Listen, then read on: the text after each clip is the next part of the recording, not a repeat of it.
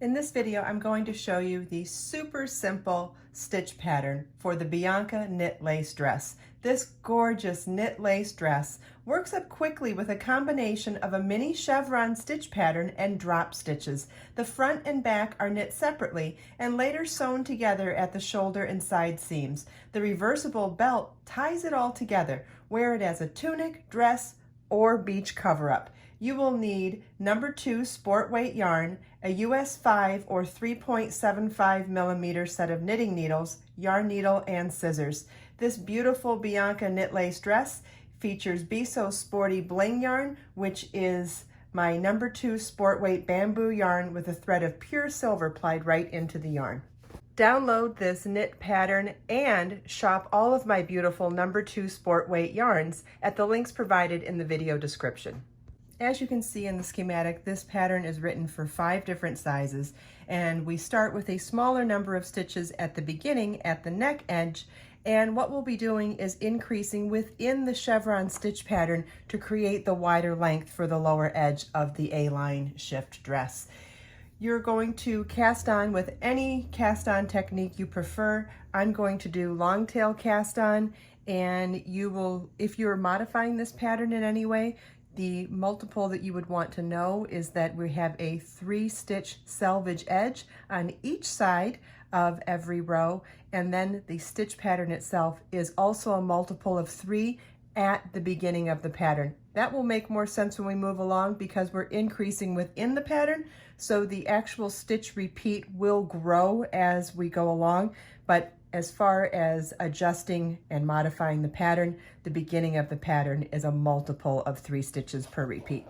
So I started with a slip knot, going to put the slip knot on my needle and cast on 6 selvage stitches and a multiple of 3. If you're making any of the 5 sizes this pattern comes in, you'll want to refer to the pattern to see how many stitches to cast on for whatever size you're making.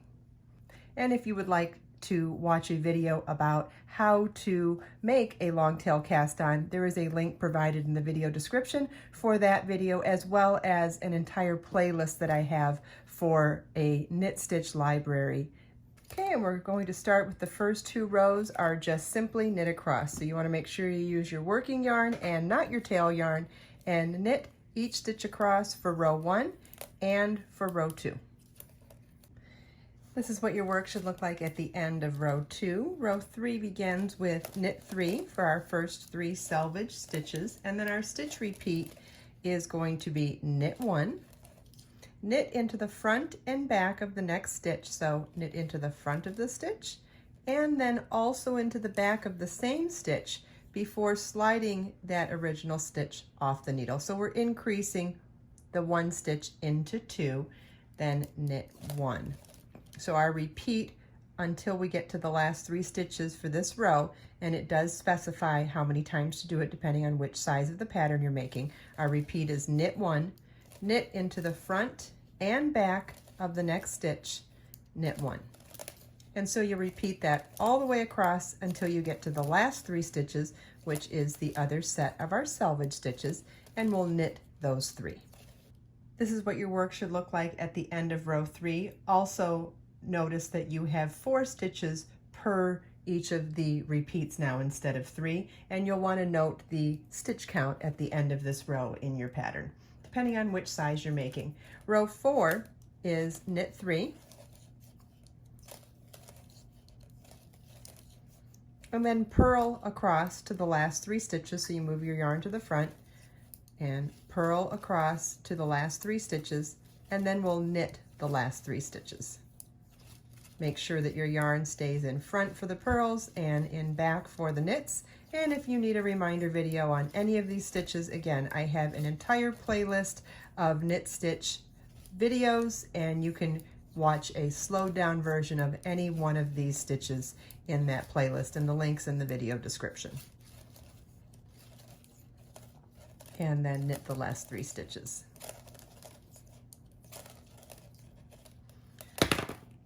This is what your work should look like at the end of row 4.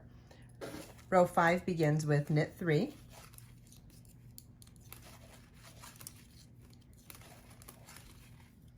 Then our repeat for this row is knit 2, knit into the front and back of the next stitch, knit into the front and the back before letting this original stitch drop, knit 1. So now we're increasing each of our repeats from 4 stitches to 5. The repeat is knit 2, knit into the front and back of the next stitch, knit 1. And you want to repeat that all the way across until you get to the last 3 stitches and simply knit the last 3 stitches. This is what your work should look like at the end of row 5. Notice there are 5 stitches per section, and you'll want to refer to your pattern to see how many stitches you should have at the end of this row, depending on which size you're making. Row 6 is a repeat of row 4, which is to knit 3, purl across to the last 3 stitches, and knit the last 3 stitches. This is what your work should look like at the end of row 6. Row 7, we're going to do a long loop stitch in each stitch across. And how we do that is we insert our knitting needle into the first stitch, and you want to make sure that you've inserted it enough that you have at least an inch of each tip crossed over here. We're going to take our yarn and wrap it twice around both stitches and then once around the needle that's in our dominant hand. And what that's going to do is pull that loop through all the wraps, and then we can slide that stitch that was on this needle off the needle. So let's do that again. We're going to insert our needle as if to knit with at least an inch long tip of both needles. Wrap the yarn twice around both stitches, then once around your working needle or the one in your dominant hand, pull the loop through and slide everything off the needles. So what we're doing is we're knitting a stitch and we're adding extra wraps to make that stitch longer. So the stitch will end up being much longer than the normal stitches where we don't add extra wraps. So let's do a couple more of those long loop stitches. We're going to insert our needle to knit, wrap around both needles twice and the working needle once, and drop everything off. Insert your needle, wrap around both needles twice, working needle once, and pull through and drop everything else off. And you're going to repeat this all the way across the row. This is what your work should look like at the end of row 7. On row 8, we're going to repeat row 4, which was knit 3, purl across to the last 3 stitches and knit the last 3 stitches. Only the difference on row 8 is going to be that we're going to be working into really loosey-goosey stitches from the previous row. Those elongated stitches are gorgeous and really unique, but the row after them is always going to be a little bit tricky simply because they're so loose on the needle. So you're going to insert your needle to knit the first stitch and just be really mindful and careful of knitting into it and not letting it drop off that needle until you've secured it with the new stitch. So we'll knit the first 3, move our working yarn to the front to then purl across to the last 3 stitches.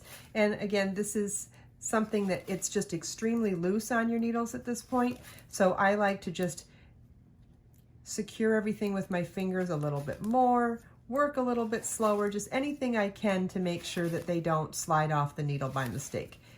If they do, pick them right back up. It's not the end of the world, but they are super loose on there, so you just want to be a little extra careful on this row.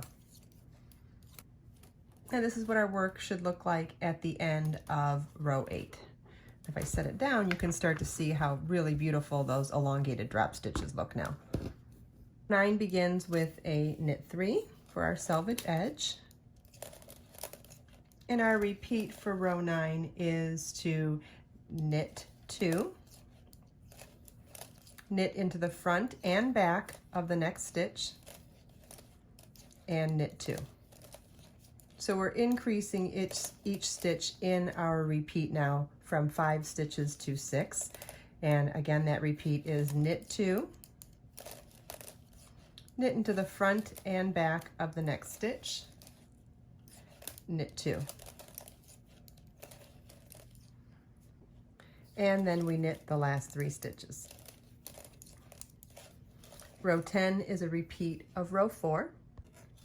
Row 11 begins with a knit 3, And then our repeat is knit 3, knit into the front and back of the next stitch,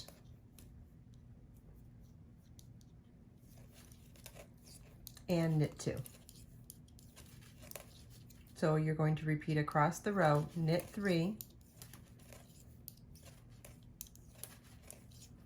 knit into the front and back of the next stitch, knit 2. You want to repeat that all the way across till you get to the last 3 stitches, then knit the last 3. This is what your work should look like at the end of row 11. For rows 12, 13, and 14, you want to repeat rows 4, 7, and 4. This is what your work should look like at the end of row 14. Let me show you how to do the final stitch pattern that we'll be doing for the rest of the project. It starts with a knit 3. And then our repeat for row 15 is slip, slip, knit.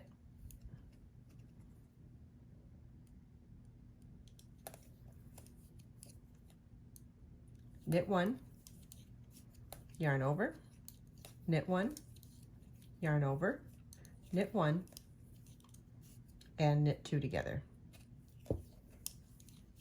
So our repeat that we're going to repeat all the way across to our last 5 stitches is slip, slip, knit,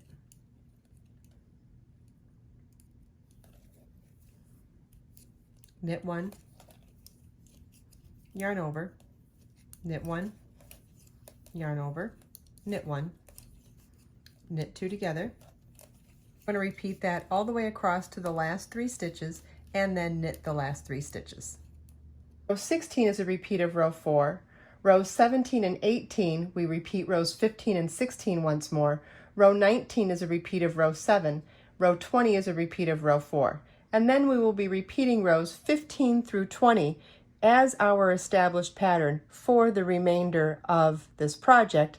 Please refer back to your pattern for seeing how many times you repeat everything for whichever size you're making, and then for learning how to do the hem at the very bottom. Follow the link in the video description to download the pattern and get information on all of the beautiful number 2 sport weight yarns that I sell, including the Be So Sporty silver bling yarn that I used for this project. This is hand-dyed colorway Caribbean turquoise. I hope you enjoyed this video. If you have any questions at all, please feel welcome to leave them for me in the comments. And if you check out the video description, I've provided links for everything we talked about in this video. Let us make time to create, share, and inspire today and every day. I'll see you in the next video.